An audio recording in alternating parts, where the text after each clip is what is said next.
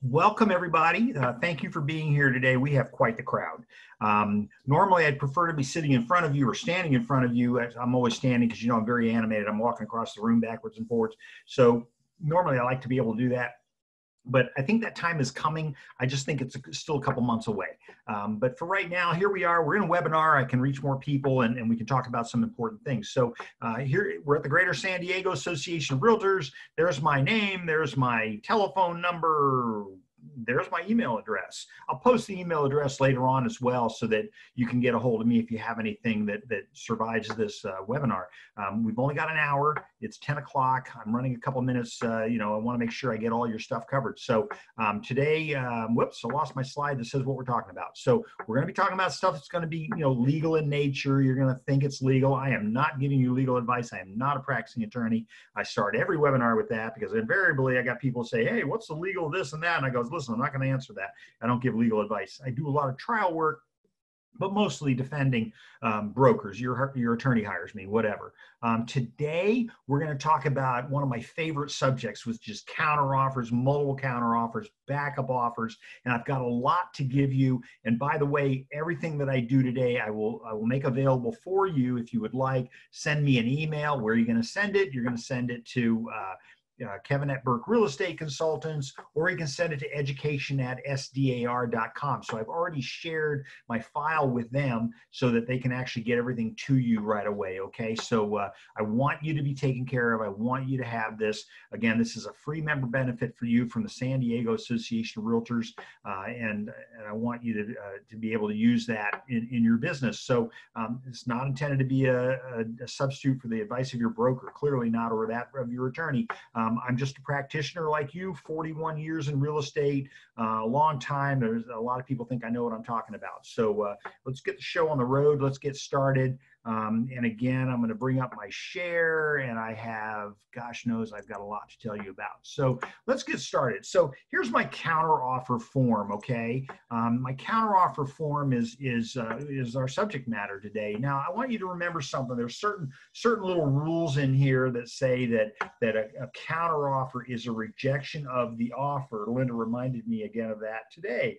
I mean, it's because I tell all my students that, listen, a counteroffer means we like most of what's in your offer, except for these things. So when I say that the counteroffer is a rejection of the offer, that means that the buyer is no longer committed to their offer. So in a real estate transaction, the buyer usually writes the offer on a property. They are considered the offeror. And again, I teach this in several states. So we call them the offeror, and the seller is the offeree. So when the buyer makes the offer and the seller accepts it, then I've got an agreement between the parties. I have to have delivery back to the party to be bound, right? I mean, I have to have delivery letting the buyer know that the seller has accepted their offer. But the minute that the seller counters, and this is where I'm going to tell you, be very careful, our knee-jerk reaction as listing agents is, I'm going to write a counter offer. You're going to see, I've already got one written. I'm going to show you my counter offer and what my counter offer looks like.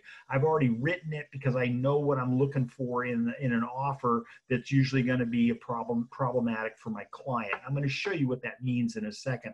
So what I'm going to do is I'm going to show you the counteroffer form. We're going to go through it. Then I'm going to show you my counteroffer form that I have saved as a template in zip forms. And you can always save a template. You can always create your own templates, do whatever you like to do. I'm just going to give you that as an example. It's probably the number one thing I get asked for is, what does your counteroffer normally look like? And since I know certain things that are going to be in the offer that are going to create issues, then I want to address those things. So remember again, principally, that the counter offer is a rejection of the offer. And what that means is that if the buyer writes an offer, and this came up again yesterday in a conversation. So buyer writes an offer, they give the seller a certain amount of time to accept the offer. And remember, if the seller doesn't accept during that time period, then the buyer is no longer held to their offer. They're no longer bound. They don't have to do anything else. They can just say, nope, you missed the time period. I'm not doing the deal. Now, folks, I want you to think in terms of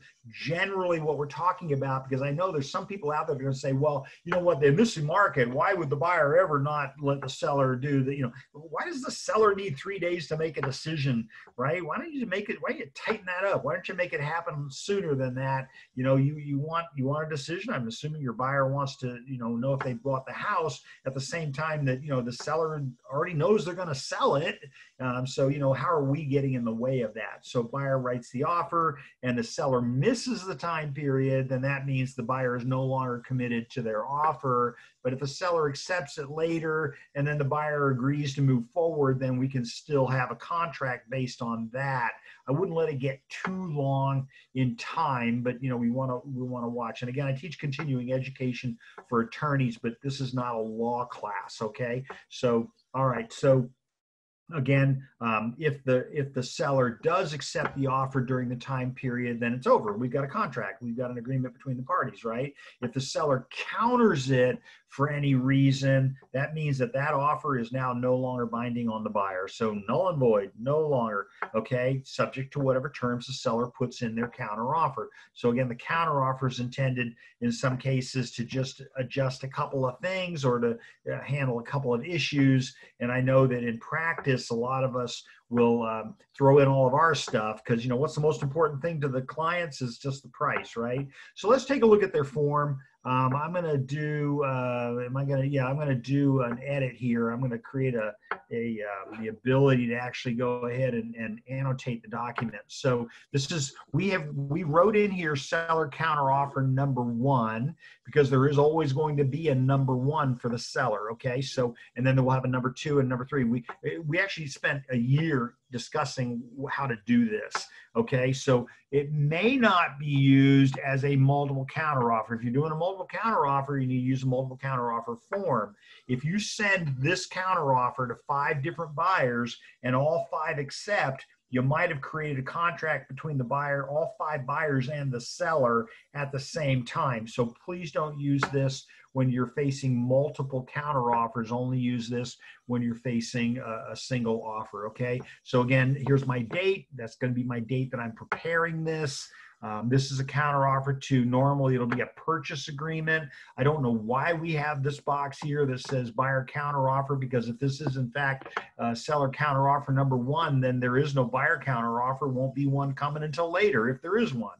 So I'm going to check that box. Again, I don't know what that's for. And then it could be some other kind of an offer dated, and this will be the date of the offer that was written, the date prepared. Remember, I need my linking between my documents. I need this to address the date of the offer that we are addressing. So it's going to be, that date will be the date on page 1 of the RPA, okay, if there is a counteroffer on property known as. And so this is, and we talked about this the other day, we use the address of the property for purposes of creating an agreement between the parties, but it is not the legal description of the property. So don't use the word legal address or anything like that, because the legal address might be a meets and bounds description. It might be a geological survey of some kind. I'm getting all kinds of text messages. I hope it doesn't mean that that you can't hear me. Okay, all right, no, good. Okay, so property known as, and it's going to be between the parties, right? Not you, between the buyer and between the seller. And so you need to put those in your document as well. Everybody good with that? This is going to be counter offer number 1, okay? And this is from the seller, okay? So scrolling down, let's take a look at what the really meaty part of it is. We're going to talk about terms. And so this is something that seems to escape us, and I don't know why. The terms and conditions of the above referenced document, remember the stuff above here are going to be my recitals. Gosh, I hope you can see this. Are going to be my recitals. Yes, you can. Okay. So screen. All right, so are going to be the recitals, and again, I need linking. I need to have the same information there that I have in the original offer. And so, what is my recitals going to look like? Go back down to my draw here. Terms, number 1, terms and conditions above reference document are accepted subject to the following. So I don't need to rewrite everything. I don't need to rewrite anything. Essentially, it says everything except. Now, sometimes I'll see agents rewrite information that was in the original purchase agreement. You don't have any requirement to do that. And the risk that you face by rewriting it is that you might get it wrong, and it becomes the after effect that may end up committing the parties to something that they weren't intending to commit to. So only put in those items that are going to differ from the original offer. Okay, so paragraph number A, and there are a couple of really good things in here. Paragraph number A in the offer that require paragraphs in the offer that require initials by all parties. Currently, liquidated damages, paragraph number 21B, and 22 is arbitration of disputes. Okay, so paragraphs that require initials in order to be binding, but are not initialed by the parties, are excluded from the final agreement, okay, unless specifically referenced for inclusion in paragraph number C. So this is like the most frequently misunderstood thing. I'm pulling up my other form over here. Sorry, let me just do this really quick. Join the webinar, absolutely. Okay, all right. So, so this is important. You need to know this. If the buyer skips liquidated damages and the buyer skips arbitration of disputes, then this paragraph addresses what's going to happen. If it isn't initialed and the seller wants it to be initialed, they have to now put that in this counteroffer form. Okay, so they are excluded from the final agreement unless specifically referenced for inclusion in paragraph 1C. The very common question that I get, and this I think is written actually pretty well, and it just says, you know what, if the buyer skipped it, then it doesn't, it's not going to apply. If the seller wants it to apply, the seller has to address it here. And so that happens a lot of times where the seller will actually send back over signatures on the offer, and they'll initial liquidated damages, they'll initial arbitration of disputes, but the buyer didn't. So this says that it isn't binding on the parties, okay? So it has to be either in this one or another counteroffer or in an addendum. So in other words, we need to tune it up. If the buyer did not address it, and it happens very frequently, right? So in zip forms, the initials for liquidated damages and for arbitration are optional initials. So there's no requirement by the buyer to initial it because the law says there's no requirement. Some of us think it's a pretty good idea, but for others, they may choose not to do it. So when your buyer skips it, make sure you ask them the question, did you intend to skip it, or was that an oversight? Okay, so I want to know. Did you intend not to have liquidated damages or arbitration apply in the transaction? You skipped it. So you might have to go back and revisit that, okay? So again, if the seller, and a lot of times you'll get the listing agent will send back over a counteroffer, they'll say, buyer agrees to initial paragraph 21B and 22 of the RPA, stuff like that. So, you need to, I would still get that initial, even though this says that, that they're going to agree to do that, okay? All right, everybody good with that? Because that's a really important point. And a lot of times we'll have a dispute over whether or not the provision applies. And it's very clear here that it doesn't apply unless you've addressed it in the counter offer, okay? All right, everybody good? Let me see if there are any questions on any of that, because that's kind of a hot button. Okay, no questions on that. Okay, unless otherwise agreed in writing, down payment and loan amount will be adjusted to the same proportion as in the original offer. I see that sometimes. I see agents, from the old school will put in, and I should be old school, 41 years of real estate. You think I'd still be doing things the way I was doing them back in the 70s, right? But I'm not, right? I'm changing constantly. So you need to be very flexible with contracts. Okay, so unless we agree with something different, my down payment, my loan amount, those are going to be adjusted automatically. And the agent that writes it all in here, good luck. You're just going to be redoing the same stuff. I probably wouldn't do that, okay? Same proportion as in the original offer. So if the original offer was 20% down, then this will adjust the down payment, not the earnest money. The deposit amount shall remain unchanged, okay, unless you change it in here as well. But I don't have to address the issue because it was one of the most common things we were seeing in counter offers was adjustments to price, and then therefore they were trying to also adjust loan amounts and doing things like that. Okay, everybody good with that? All right, so in other words, my down payment and my loan amount will be adjusted based on the new sales price, but my deposit shall remain the same unless I address it in here. Okay, everybody good? Okay, good. Seeing none.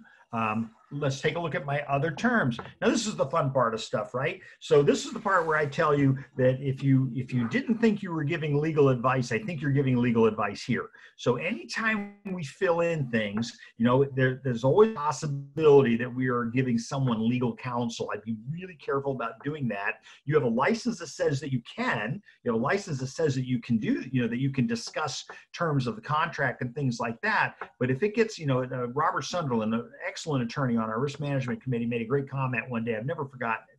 You know, and he said, you know, whenever an agent writes anything, you know, in a contract that has a comma in it, they need to be checking with their broker. And I think that's really sound advice, right? I mean, anytime you start getting, you're waxing eloquent, as we say, you're getting verbose. Anytime you start writing crazy stuff, you might want to be talking to your broker. I would pass it by your broker anyway. In our office, everybody passes it by me. I take a look at it. I say, hey, you know what? Okay, that works fine. You know, I can give my agents advice, right? But you know, Robert also said anything that includes a semicolon, for sure you need to be talking to your attorney. I think that's great advice too. So listen, anytime you're writing stuff out, remember that you are saying to the seller, you know, Mr. Mrs. Seller, you know, my client, Mr. Mrs. Seller, you know, I think I like that buyer's offer, but I would change these things. And of course, as an agent, you know, first thing we're looking for is a seller to say, that's not enough money. I want more money for my house. And then of course that gives us, you know, that opportunity to throw all of our stuff in there. Hey, Renee, question, type it in the Q&A, okay? Type it in the Q&A field and I'll go ahead and address it. All right. Thank you. So I want to make sure, you know, I'm going to show you in a second what we write in hours, just so you see what it looks like. And again, I downloaded this form this morning from CAR. So, you know, I wanted to make sure that, you know, that you were seeing the absolutely current stuff. Renee, again, just type in Q&A, okay? So that's what my other terms, and that's the juicy stuff. That's where we get really crazy about things. So let me pull up. I'm going to pull up okay, hold on. There's the question. Why do listing agents counter just escrow and title companies? Renee, I don't know. I mean, it just seems like one of those things. You know, they can't buy you donuts anymore. They can't, you know, buy you limos. They can't give you car rides. They can't give you airplane tickets. They can't give you, you know, tickets to the Padres games. You know, why do they insist on that? And so, you know, it's just been that way, you know, that agents just do that. I think in a lot of ways it's wrong.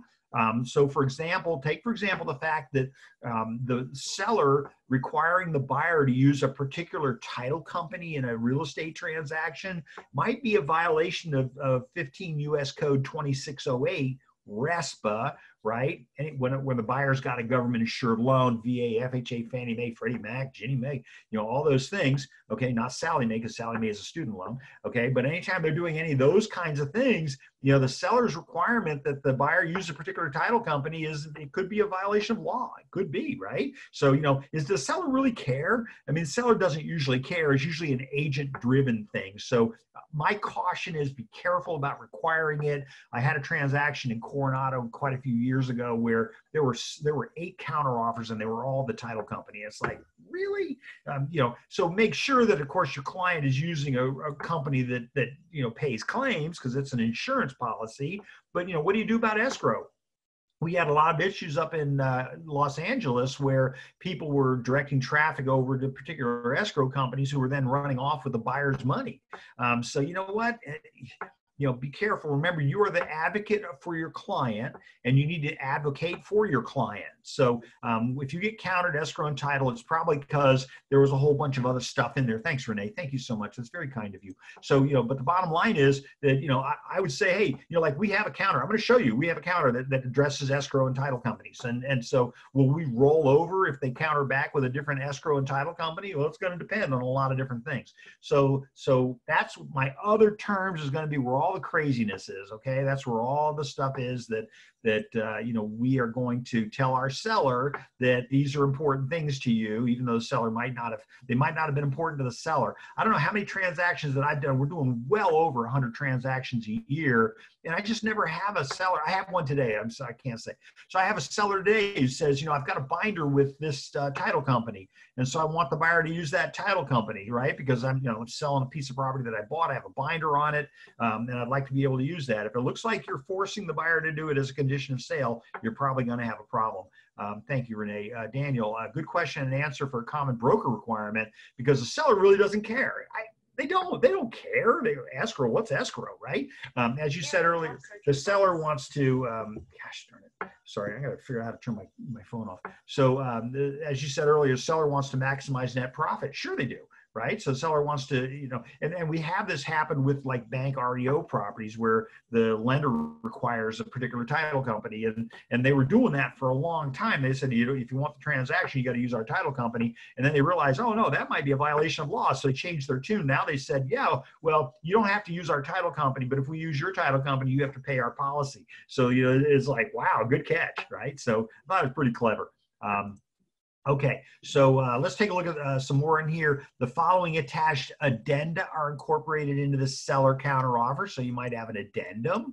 You might have other things down here. I'm going to show you what we do here, okay, in just a second, all right? But I want to cover the formalities of what we have in the agreement, all right? And some of you know me well. I'm very passionate about this. So I want to make sure that it's pretty clear. But what we're saying right now about the counteroffer, a lot of it's going to apply to the multiple counteroffer. I'm going to show you the differences to it, and then the differences how the buyer's counteroffer looks as well. Okay, so knowing all that, I'm going to take a look. I'm going to go back to my draw field, and I've got a couple of other things in here. I've got my expiration of my counteroffer. So much like in my buyer's offer, remember we have to have an expiration date. And the reason is because if you don't, you could be creating an option, and we don't do options. We used to do them, and I was talking to an attorney yesterday. In fact, we used to do options back in the 80s, 70s and 80s, but then we realized, oh no, we got a lot of lawyers out there, and the options are just always written wrong. So it can get really crazy. Okay, sorry about that. Drop my thing.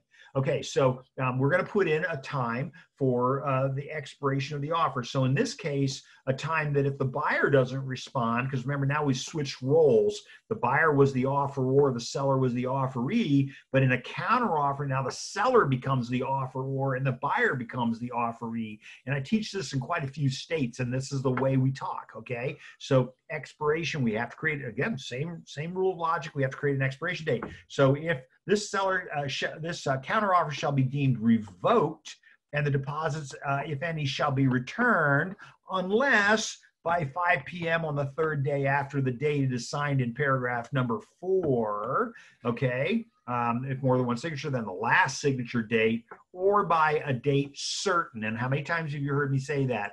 The law likes a date certain. It likes you saying the date.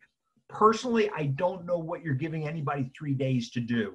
They made the decision that they were going to buy it. They made the decision that they were going to sell it. What do you need 3 days for? Personally, when I used to present my offers, and our policy is that you present all of your offers in person. When we used to present offers, we used to make it that time for acceptance was upon presentation. So, I want to know right now. And I don't know why CAR took that ability to took it out of the contract, but that's what it needs to be. It needs to be upon presentation. It's like, listen, you made a decision to sell it, you made a decision to buy it, let's go. You want to do the deal or don't you want to do the deal? Let's find out now. Not you got 3 days to call everybody to see if they can come up with another offer and all that kind of stuff. So I just don't understand the logic. If, right now it's, 10:30. If I write an offer today at 10:30, I'm going to give the seller, maybe until tomorrow morning at 9 o'clock to decide if I'm going to be sending it to them electronically. Okay. Daniel, earlier said you had a seller counter offer filled out. I'm going to show you that in a second. If you can show those terms as you cover section 1 and section 2, et cetera, then we can show. Okay. All right. Good. Okay. All right. You know what? You're right, Daniel.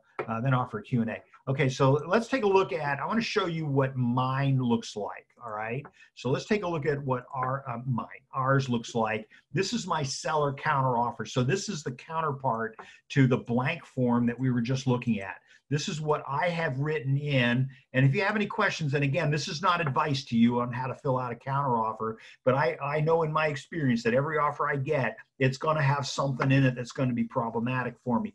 The first issue is the purchase price. And so I refer specifically, and Daniel, thank you for asking that question, because notice how I number everything. I want to number it so that if we have to address stuff later, we can say number 2, number 6, number 7, those things. I want to number them. So the number 1 thing, and I went through the contract from start to finish, and I came up with the body of the things that we're going to be addressing. Remember on page 1 and 2 are the juiciest parts, page 3, right? As we go further in the RPA, we get further into pre-printed language, and there's really not much to address unless that's clearly legal language, right? I'm usually going to be taking care of stuff, that I want to address stuff that is filled in.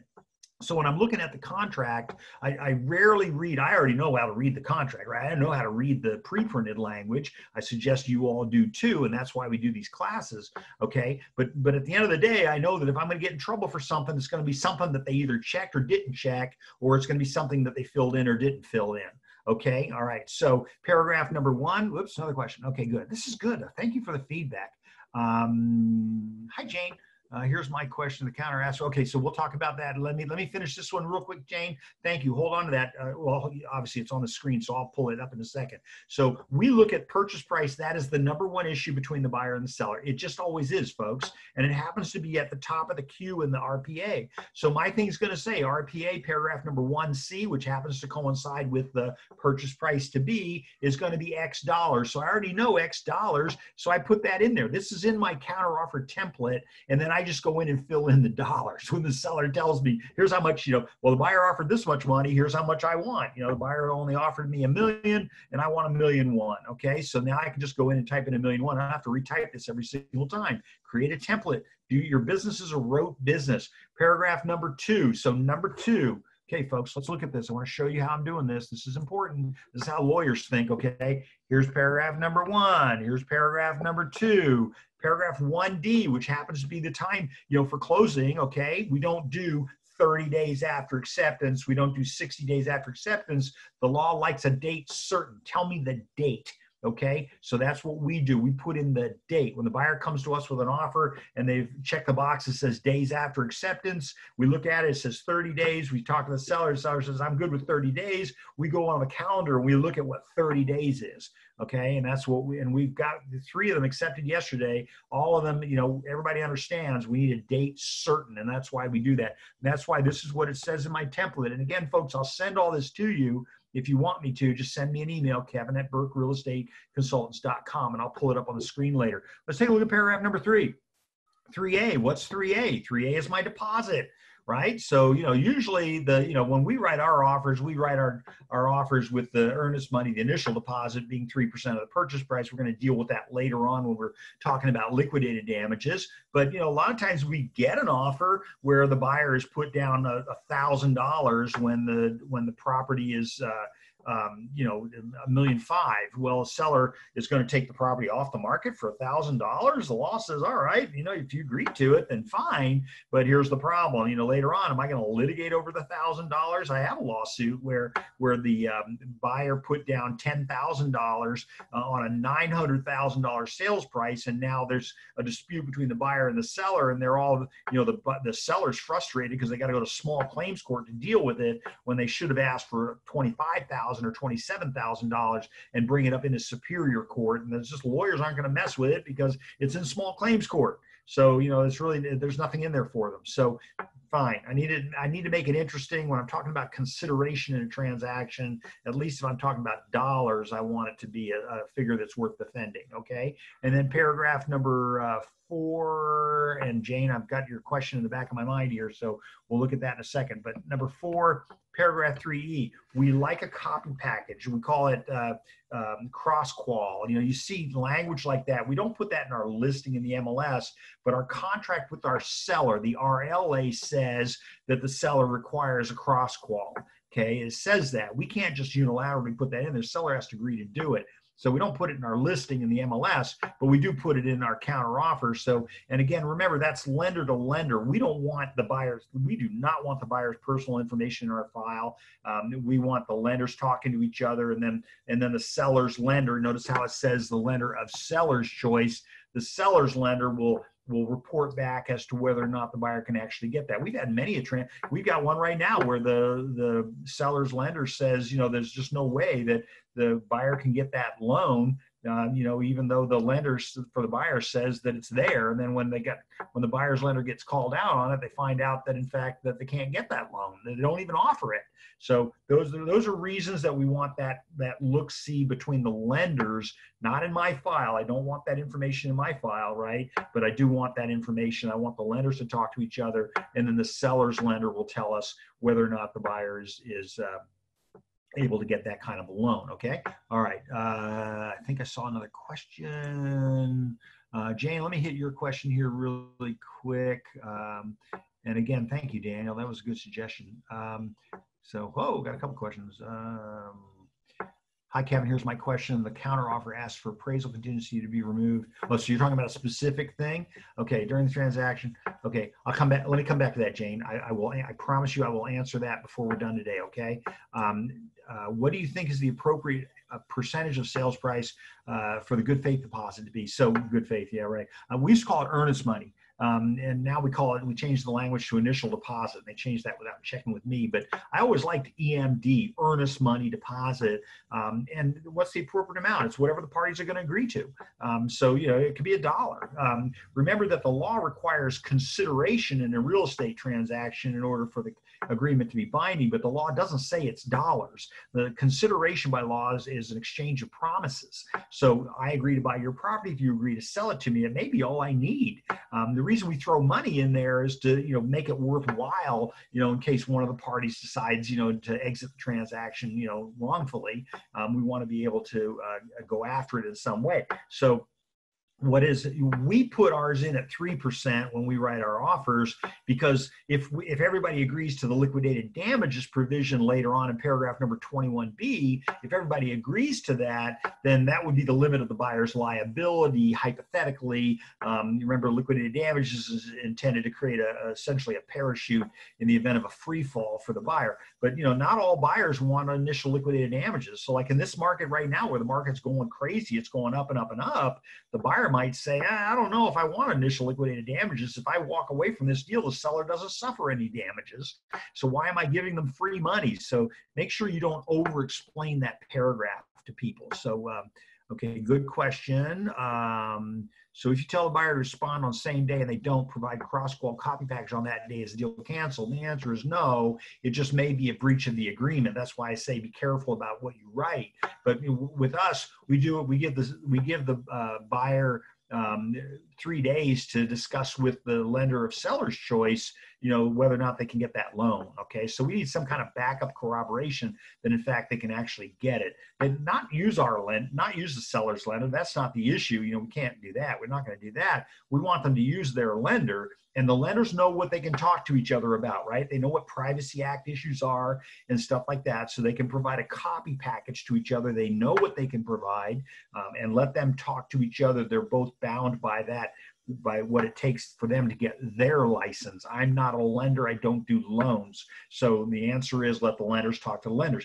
And folks, I've said this many, many times. Lender does loans, title does title, escrow does escrow. Let them do their job. You are the orchestrator. You've got the batons. You are in charge of orchestrating the project, okay? So, so tell the buyer same day. I've had some lenders refuse to provide a copy package. Isn't that interesting? How does your seller know then that the buyer can actually get the loan? And if the lender, I can't imagine why they would refuse to do that. It sounds like a really interesting scenario. But I work with all kinds of. I work with hard money. I work with the lenders that I refer to. They all talk to each other. They know what they can say and they know what they can't say. Usually it's the fear that they're going to lose the loan to somebody else. That's not our intention. Our intention is not to deviate the buyer away from the lender. That our intention is just to confirm that the fact that they can go ahead and cite privacy. They know what they know what they can say to each other. Good question, Mike. They know what they can say to each other, right? And so let them talk to each other in their language, okay? Because I talk to lawyers. I use different words, right? I use big 50-cent words when I'm talking to lawyers, right? It's a whole different vocabulary, okay? Lenders talk to each other and lenders speak, okay? All right. So next paragraph. I need to get moving on this because I got a lot to tell you still. So pre-approval letter. I'm frequently getting offers that have they didn't give us the pre-approval letter. I need somebody to verify the source of down payment and funds sufficient to cover closing costs and all those things. And since they frequently don't give it to me, or they frequently don't give me the verification of funds, again, I don't want it in my file. I want their lender to write a document that says I have verified the source of down payment and closing costs sufficient to do this transaction. I want the lender to do that, and you as the buyer's agent might take the same approach. Remember in your paragraph number 3 at the top of page 2, it says right in the RPA that the buyer or the buyer's lender can confirm that information. I like the buyer's lender's got to have it anyway. They've got to do it anyway for purposes of doing the loan. Okay, so I like that happening. Paragraph number 6. We put in property ID. We just like it. It's just, it's just the way we are. We're running a huge discount right now on stuff, but it's we've just found it to be a pretty good policy. And so it's not an a la carte. It's a one-time charge for all things. We think it's a pretty comprehensive report. I'm just showing you what we do. You do whatever you want to do, and you do whatever your broker tells you to do. I just think that, if I'm paying, $65 for a report, I don't think it's a winning argument that I saved my client, $40 on a $3 million deal. So I think that you need to make sure you got a good report, whatever company it is that you choose to use. CAR's got companies they like you to use, all that kind of stuff. They are not all alike. So that's why we put that in there. Paragraph number 7, we frequently have offers that say, paragraph 7A2 of the purchase agreement will say that the seller to pay for section 1 termite clearance. Folks, we used to have that form called the WPA, the Wood Destroying Pest Addendum. Even though the lawyers did a great job of writing that form and put in all the whereto for art thous and did everything they could to indemnify us from a lawsuit, we still get sued. And so we got rid of the form, and hats off to Kathy Maringer. She got rid of that. She was on the committee. She was the spokesperson for the committee that got rid of the form back years ago. And then we go and write it in an offer. Why? Don't put it in your offer. If you put it in, it's already covered in paragraph number 10, right? The, buyer has the right to order a termite inspection, pest inspection, not termite, pest inspection. They go ahead and order it. They can put in their request for repairs. That's the appropriate place for doing it. But when we see the language in 7A 2 and 3, it doesn't contain all the please don't sue me language, but agents still do it. I don't know why. Agents will put in buyer to pay for physical inspection. Well, now you've required the buyer to pay for it. The buyer already had the ability to pay for it by the other paragraph. Let them pay for it. But, why did you put that in there? I don't know. So we delete it. Number 8 for us says 7B 1 and 2. So 7B are government minimum smoke detectors, carbon monoxide. 2 is going to be my low flow toilets, my hose bibs, my shower heads, all that stuff. So we give that over to the buyer to take care of because, half the time the buyer is going to remodel anyway or do work to the house and all that stuff goes away. Let the buyer handle it. Then we have 7D, 3, and 5, which are my HOA docs and HOA transfer fees. We give that to the buyer to pay for. And the reason we do that is because the California Civil Code 4525 says that the seller only has an obligation to give the buyer those documents that are required by statute. But typically the HOAs will throw in all kinds of other stuff, I was just talking to an attorney of ours who's a salesperson also, and we were discussing the fact that a lot of your HOAs get more money for these fees than they get, for copying a page than the attorneys get. The attorneys are getting anywhere from 25 to 50 cents a page to make a copy, but here these HOAs are charging $1 a page, and it's like, oh really? Okay, so what if the buyer wants the seller to pay for the pest inspection?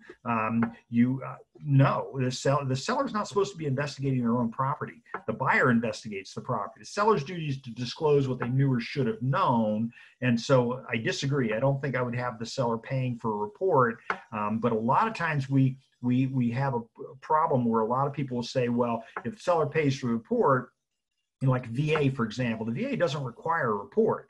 Okay, we've closed many a transaction that there was never a pest inspection done. The buyer can order the pest inspection, right? It's just the buyer cannot be, in a VA, the buyer cannot be made to pay for the report, but the buyer can be made to pay for the work. And that's the part we forget to tell the buyer by bringing it out, putting it in the contract. So we just eliminate it. We just don't, if the buyer wants to have, pay for whatever the report, $50, $75. I have a lot of history with this, and I can handle that with you off camera. But I can tell you, I've met with the largest pest inspector in the county, and they said it cost me $171.11 every time I send somebody out to do an inspection. And then he turns to his guy and says, how much do we charge? And he goes, we charge $75. So the guy turns to me and he says, we're losing money on every inspection. We've got to make it up somehow. And I'm like, wow, that's really bad, right? So anyway, we remove it. Okay, so good. I've got Jane, I've got you on my radar. I still want to come back to your question.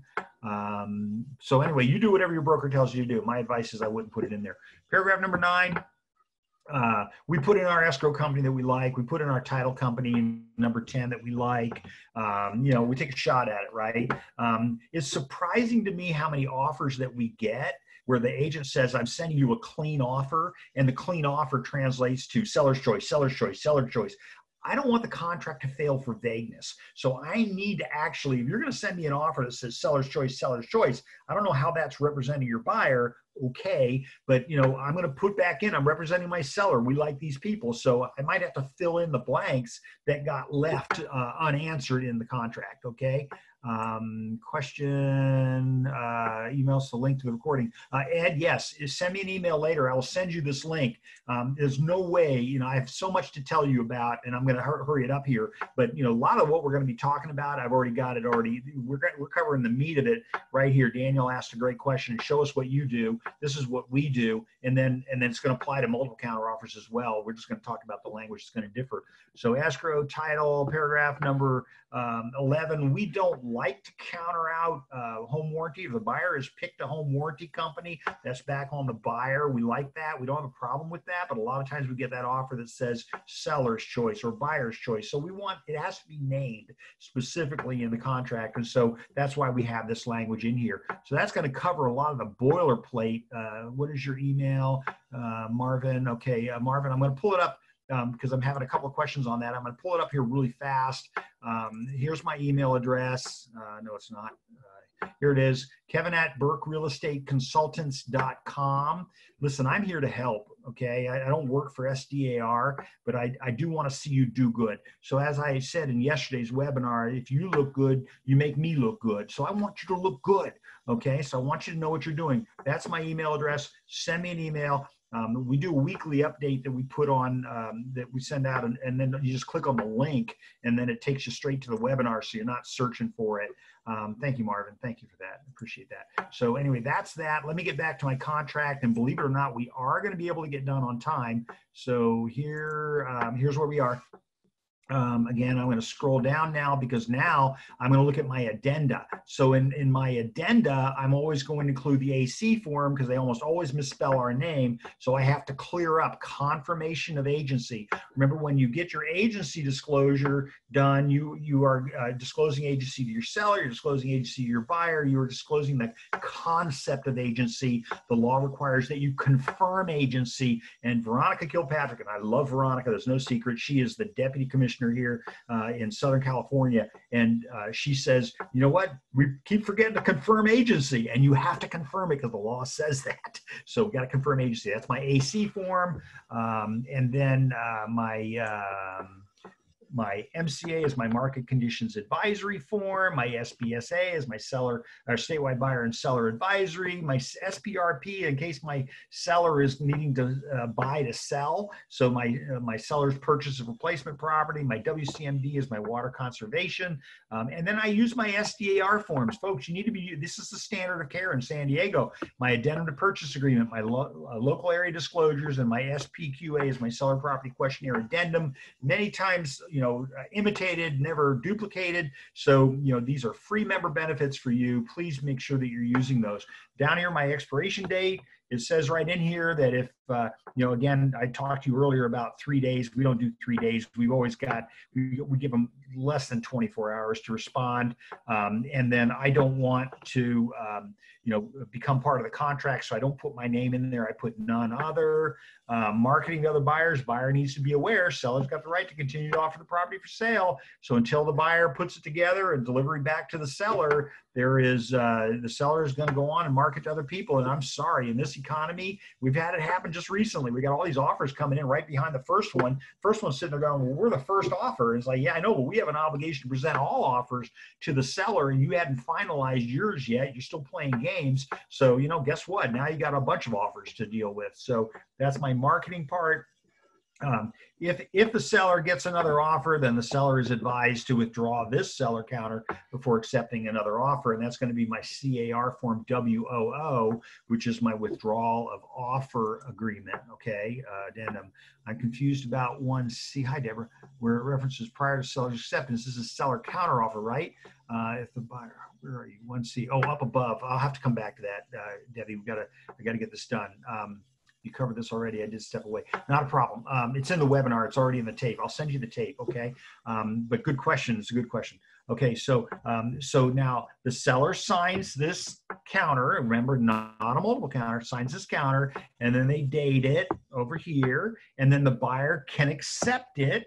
Okay, or they can make it subject to an attached counter offer, and now we go into the BCO. Okay, so if the buyer accepts this as written, then you send it back over to the seller, because remember, you need confirmation. Now this says that the seller or the seller's representative can do confirmation. I personally prefer to have the seller initial it, but you know, it contractually, okay, fine. It might be all I need to do. Okay. So how's that? Any questions on any of that? Confirmation does not have to happen on this form, and that's important to remember. You don't have to have confirmation here. So it says right in here whether or not confirmed in this document in bold print, folks. So right down here. So you don't have to have it on this form, but I need something in the file that says that the seller is aware that the buyer accepted their counter. Because remember, I need that meeting of the minds. I need offer, counter offer, or offer or offeree, and then I need delivery back to the party to be bound. Those are the elements of the contract. And if I don't have delivery, if the seller's not aware that the buyer accepted their counter offer, then you know what? There's no meeting of the minds. There's no contract. So I need something. And again, it can take a lot of forms, an email, whatever. Okay, everybody good with that? So now I've done and explained this whole document for you. So this is the counter offer. This page here, thank you, Daniel. I pulled up, you know, what we write in a counter offer. Okay, let's take a look at the seller's multiple counter offer, and you're going to see that with a very small exception, it's the same thing as the counter offer, but it very clearly is intended to address multiple offers on the property, and this happens. So again, my language, we're going to go through this one really fast, and then I'll show you what we write, and you're going to see it's pretty much the same stuff. So here I am in A, says same thing as said before in the counteroffer form. Debbie, here it is in B, unless otherwise agreed in writing. And yeah, I'm seeing some language missing from that. Here's my C, same thing. And then let me go down. I'm doing all this with 10 minutes to go. So here's the difference in this. Okay, so we're going to be talking about binding effect. So what is the binding effect? Seller is making multiple counteroffers to other prospective buyers on terms that may or may not be the same for this buyer. I'm removing my picture here. So as in this multiple counteroffer. So when we write a counteroffer, they usually all say roughly the same stuff, and then we're just trying to get them to get everybody to make an equal offer. The only thing left is price. Remember, and that's what the seller is concerned about. So this does not bind the seller and the buyer, so it doesn't bind the parties unless the following occur in the time period specified below. Seller signs in 5, buyer signs in 7, seller signs in 8, and buyer receives a copy. Okay, so the seller's issuing a multiple counter offer, seller's going to sign it down here. The buyer either accepts it or counters it. Good luck. Okay, and then time periods and all that, and then the seller must sign again down here or it doesn't bind. And the reason behind that is you issue 5 counter offers to 5 different buyers. Realistically, the seller can only sell to one of them at a time unless you can get them all to agree to live together or something. But at the end of the day, that's what I'm going to need to do. I'm going to need to make sure that I address the issue. So even though all 5 buyers sign the seller's multiple counteroffer and send them back, there's still no binding on the seller unless they sign again. And so where would they sign again? They would sign again here in 8. It says you are the one, and then that needs to be transmitted to that buyer who would then initial down here.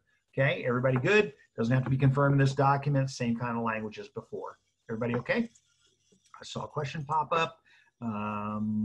Please send me a copy of this webinar. Okay, so Renee, so please send me an email because I lose this whole screen. I lose all of the questions. I lose, your requests. And hopefully, Jane, hopefully agents actually have multiple offers when they use this form. Yeah, I know, right? Sometimes it happens where, I've had that question, I don't think they had another offer. And it's like, okay, I know, but I'm going to assume that the code of ethics prevails. So that they're going to be truthful. Okay.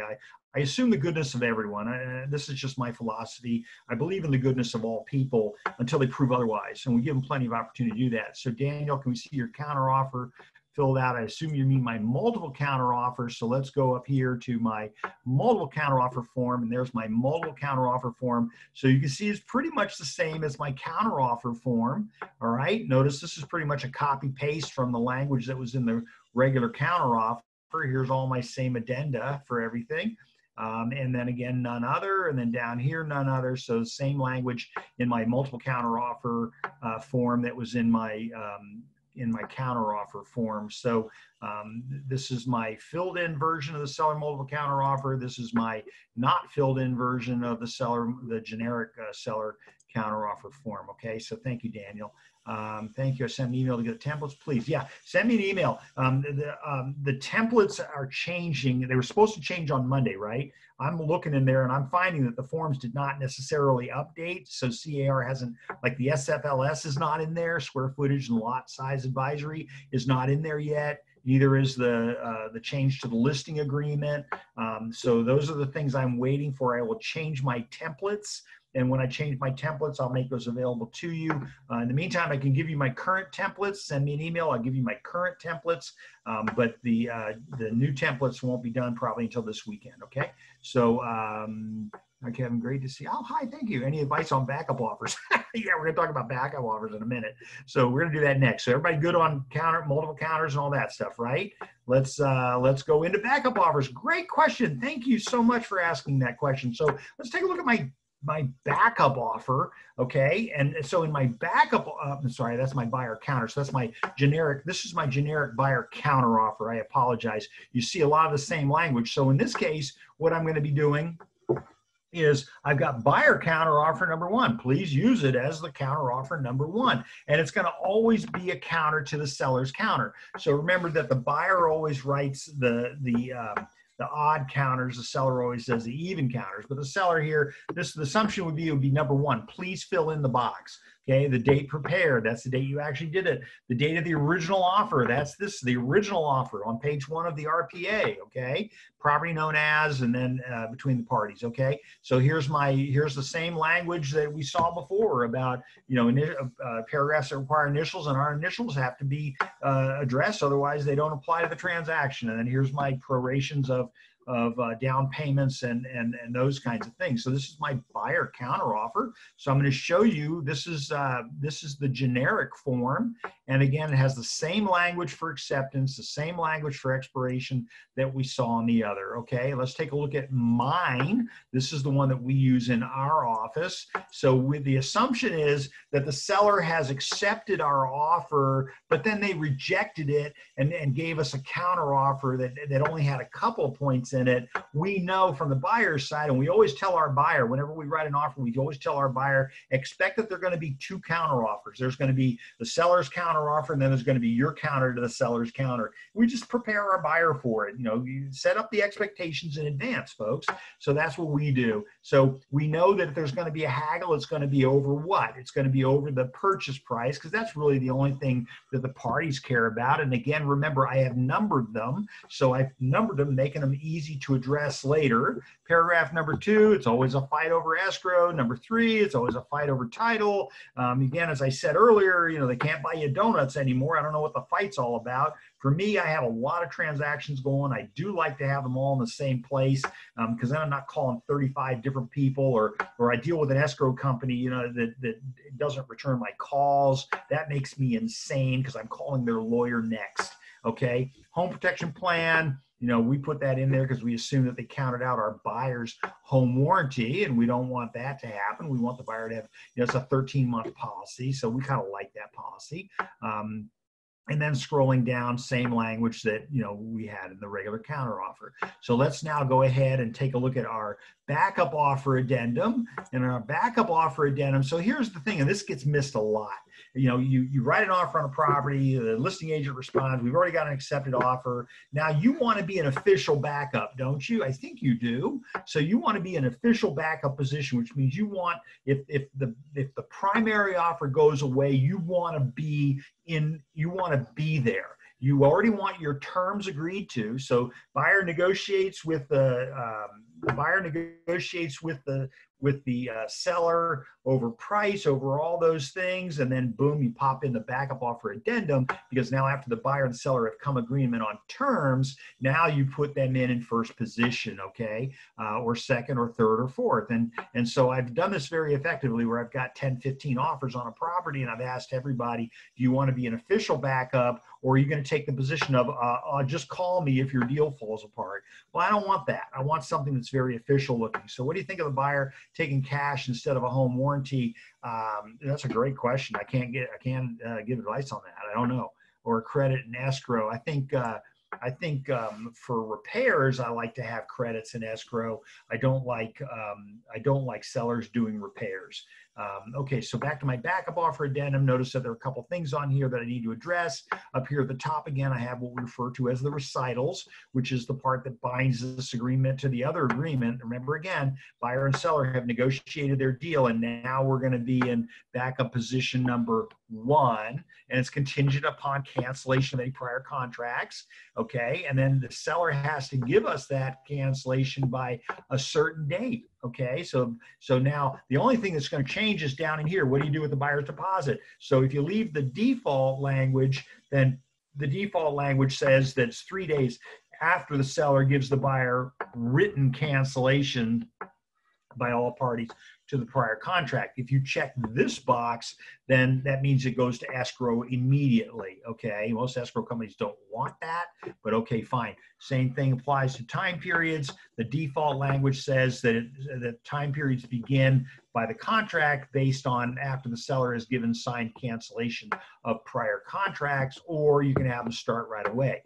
I probably wouldn't have the buyer doing a physical inspection if in fact the buyer is not going to be the primary offer. So but just realize that if you do it this way, and I've seen it happen, 10 backup offers, but that's how I would address the backup offer. I would do it in writing. Don't take the agent saying, hey, we'll call you if we have any problems, because the assumption is, and the sad truth of it is, we think that in this economy all deals close, and the answer is no. I'm sorry, we have dropout rates, we have cancellation rates. So me personally, I remember I'm winning awards for having a less than a 1% cancellation rate over 3 years of time. I never have people cancel, but at the same time, I tell the buyer that we've been very careful with what we're doing, but there's always that possibility. But otherwise, what happens? The buyer runs around and goes and buys another property. So you want to make sure that you commit the buyer to working with you. Okay, all right. Any questions about any of that?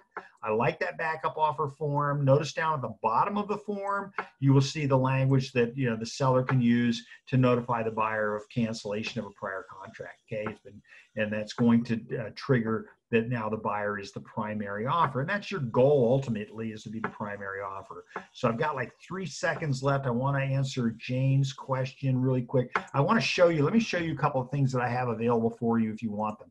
Here's a really good Q&A on presentation of offers. Remember that you are responsible to sell the property up until title transfers from the seller to the buyer. So any offers that come in later, you have an obligation by law to present all offers. And so unless you've got a written instruction from the seller to the contrary, and I've never seen it. So, and guess what? You're going to be required to provide it if you say that it exists and it doesn't, okay? So this is a really good Q&A. I'll make all this available to you.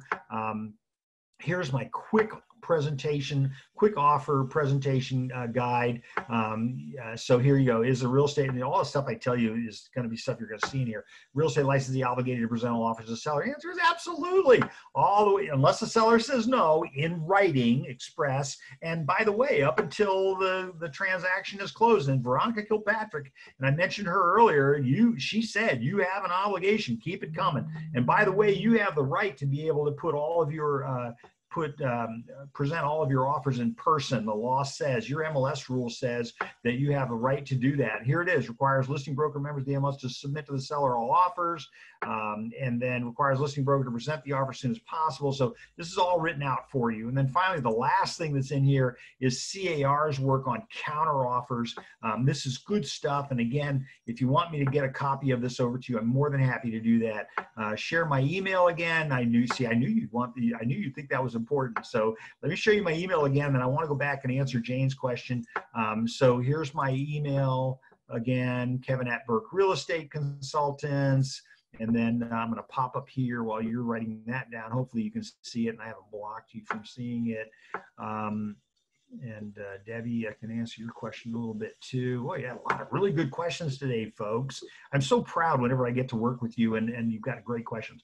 So counteroffer asks for appraisal contingency to be removed. I'm assuming you're removed at the time of the offer. I wouldn't do that, but okay, if your buyer agrees, fine.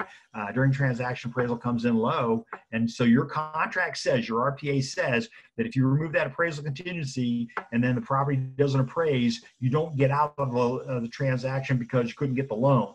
So make sure you read those two paragraphs. Really important. Paragraph number 4, sellers don't want to lower the price, buyers don't have enough money to cover the difference. And guess what? Hopefully we haven't gotten our client into a losable position where they've got to lose their deposit. And so remember, I never say you're going to lose your deposit. I always say your deposit is at risk.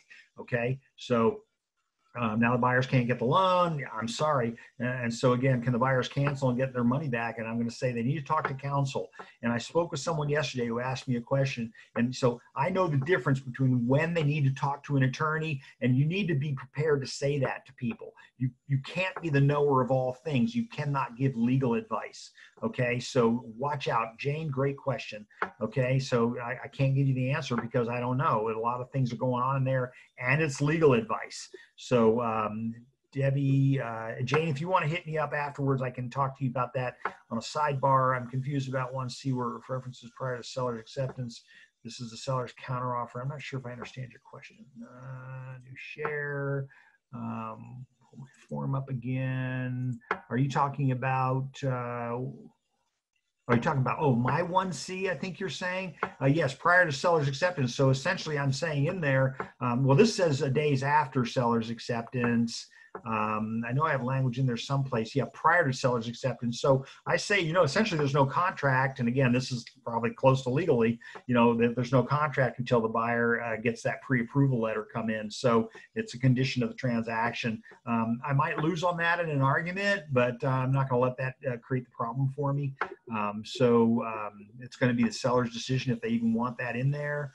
And then finally, whoops, one more question. Stephanie, obligation to disclose that there was a previous escrow, even though it was off market, not an MLS. No inspections, but appraisal was done, and seller does not have to provide appraisal. So that's a big question. So, a lot of people believe, a lot of attorneys believe that an appraisal is an opinion of value and doesn't qualify as a report, which would be something that you would have to give to the buyer. You would clearly want to give them any physical inspection report from a previous transaction, but the appraisal, talk to your broker, find out your broker's policy on that. Thank you, Jane. Thank goodness it's not my transaction. I'm asking for a friend. I love that. I'm asking for a friend. What is your phone number? Okay, so let me pull up my phone number. And again, you can call me. I'm difficult to get a hold of by phone. I'm literally going to be doing a couple more webinars today. Where's my phone number? Here. You can call me if you wish, or you can just send me an email.